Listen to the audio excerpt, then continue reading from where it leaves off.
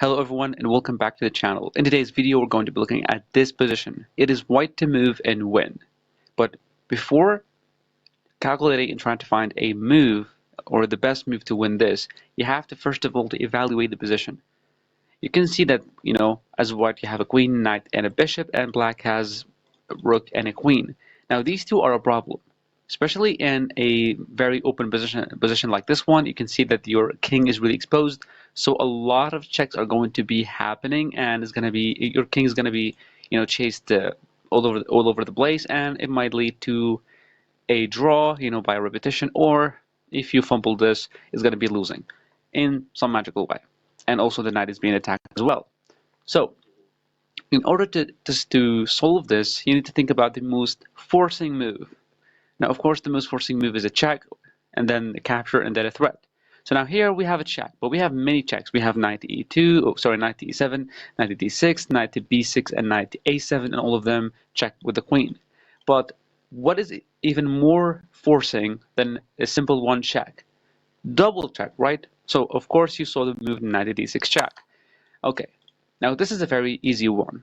Knight to d6 check, it's a double check, and now the king has to move.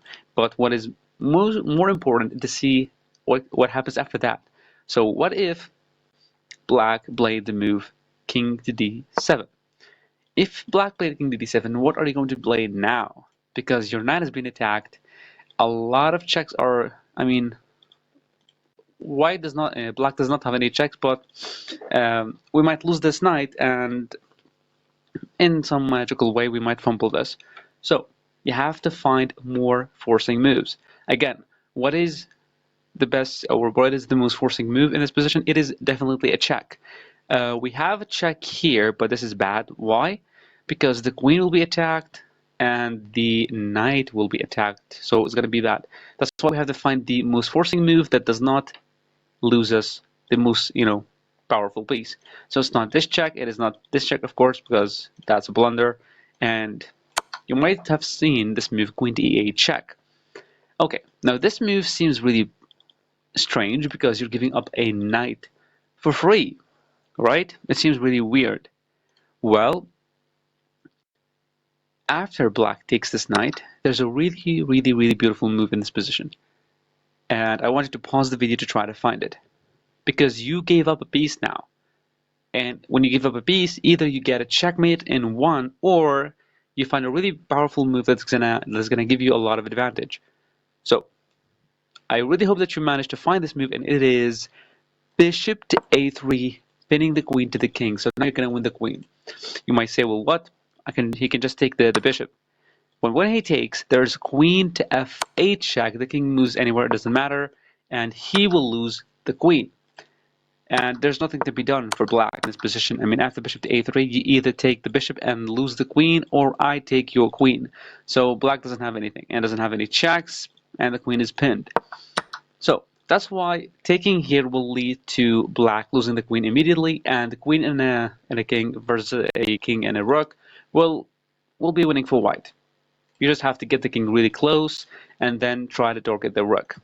So after this move check, black has to go here in order not to lose his queen.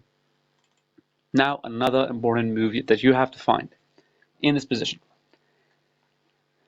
Okay, another forcing move. You should only look at forcing moves. What is more forcing? Okay, so the most forcing move in this position, we have checks, we have a check here, we have a check on f7. But let's see which one actually does good. Okay, let's see first of all queen to c8 check. What happens if you take now? Well, you might say, well, bishop to a3, we just looked at it. No, bishop to a3, you lose your queen. Sorry, you lose your queen. That's bad. And then whenever you take, that's obviously winning for black, so you cannot do that. That's why queen here is not good, because the queen will be attacked by the rook, and we just lost the piece for free. Okay. Another one. For example, after this move, we have king to e7, queen e7 check. Of course, he cannot go back, because that's going to lead to checkmate in one.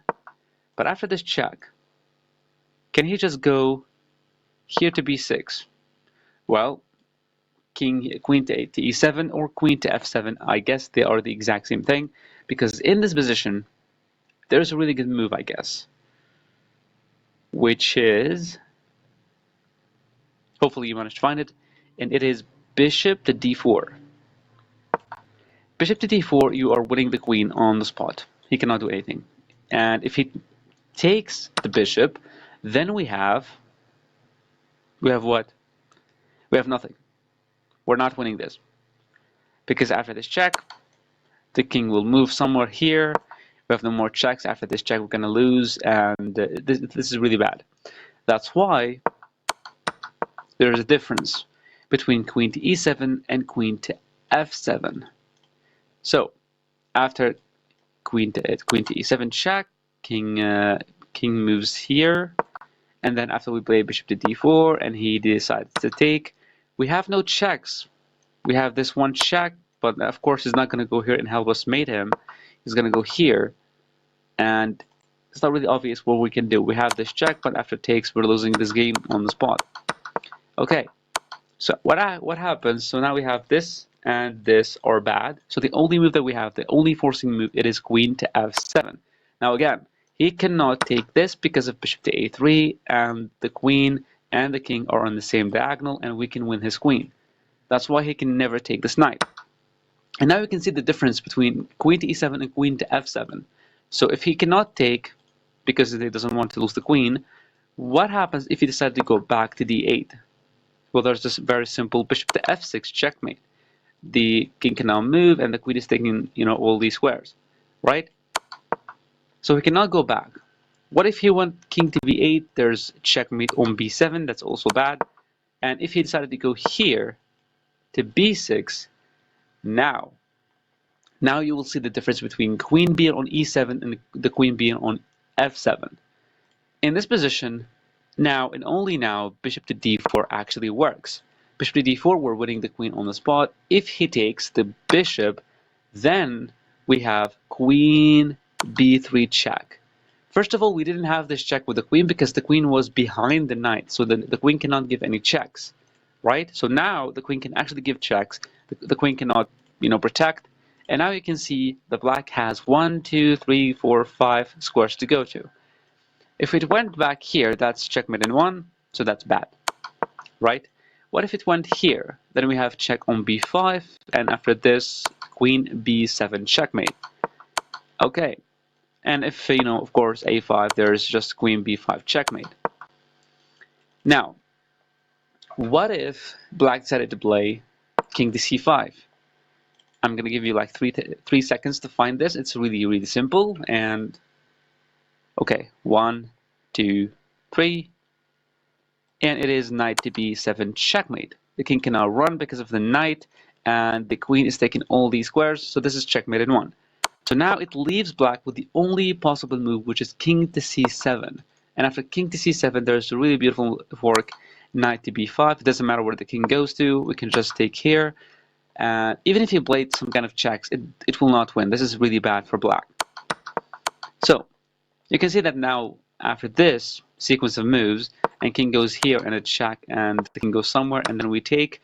This is bad for black because we have a queen which is winning without the need for the knight. So now with the knight, it's going to be 100% winning. We're not going to find any difficulties. So that's why at the beginning of this, after this knight to d6 check, king e7, or king d7 check on e8, the king cannot go here, of course, because of the bishop, cannot run. So it has to take here.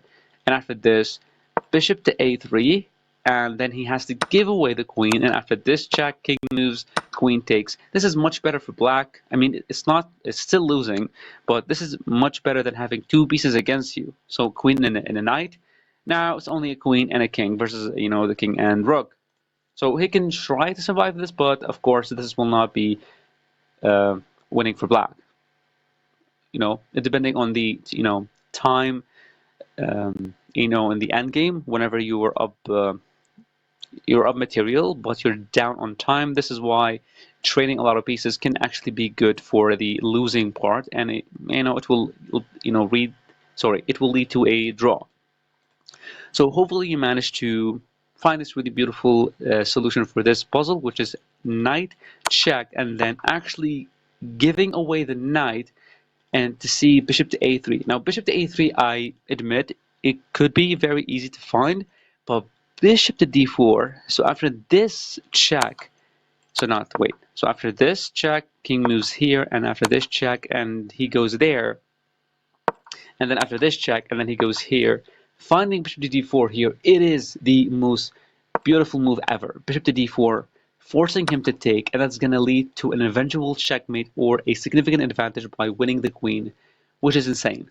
I really hope you love this video, and I'm going to see you again with another one.